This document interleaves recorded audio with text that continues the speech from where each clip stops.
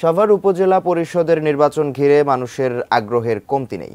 আজ প্রত্যাহারের শেষ দিনে জানা যাবে শেষ পর্যন্ত ভোটের লড়াইয়ে কতজন মাঠে থাকছেন। সাভার থেকে বিস্তারিত জানিয়েছেন সহকর্মী জাহিদ হাসান শাকিল। 280 বর্গ কিলোমিটার এই জনবহুল সাভারে কিন্তু ইতিমধ্যে উপজেলা যে নির্বাচন ঘিরে কিন্তু মানুষের আগ্রহের কমতি নেই।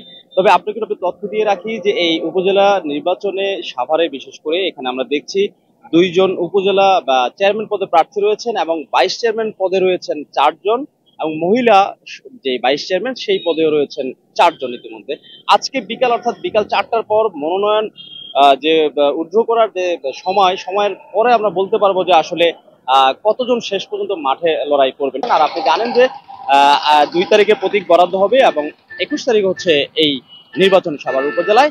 এখানে ভোটার সংখ্যা প্রায় 9 লাখ, 12টি ইউনিয়ন রয়েছে এবং একটি পৌরসভা রয়েছে এই সাভার উপজেলা নির্বাচনের অধীনে এবং ভোট কেন্দ্রের সংখ্যা 348টি।